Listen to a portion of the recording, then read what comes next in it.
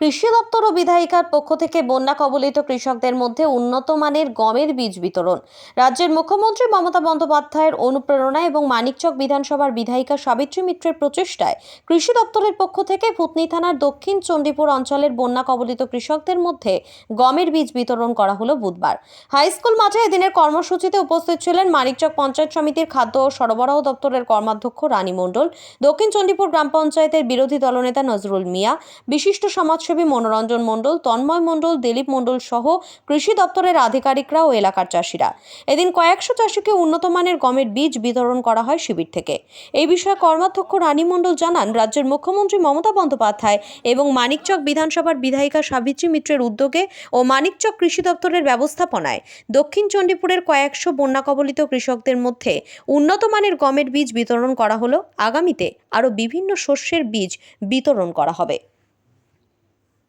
Bureau report, RM Bangla. আরও update থাকতে আমাদের ভিডিও শেয়ার ও ফেসবুক পেজটিকে লাইক করে ফলো করে দিন।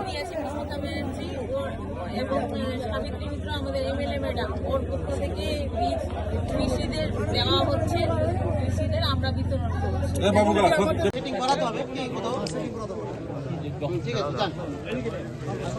হাই স্কুল চলে আসেন।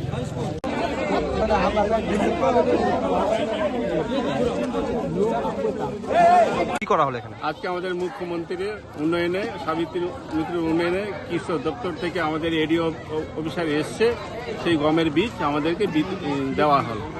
কেন দেওয়া হলো? বন্যা হয়েছিল? বন্যার কারণে। বন্যায় কি ক্ষতি হয়েছিল? বন্যায় অনেকে ক্ষতি হয়েছে, পাট নষ্ট হয়েছে, ধান নষ্ট হয়েছে, তার বিফলে আমাদের গমের বিতরণ দেওয়া হলো কৃষক বন্ধুদের। ভালো লাগছে আপনাদের? হ্যাঁ, ভালো লাগছে।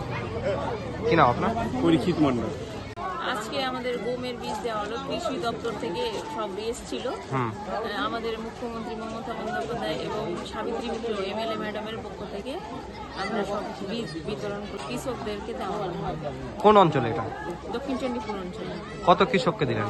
প্রায় কয়েকশো কৃষককে দেওয়া হলো। কেন দেওয়া হলো? বন্যার কারণে? বন্যার কারণে, বন্যা হয়েছিল, সব হয়েছিল, একটু অসুবিধা হয়েছিল, বন্যার কারণেই দেওয়া হলো।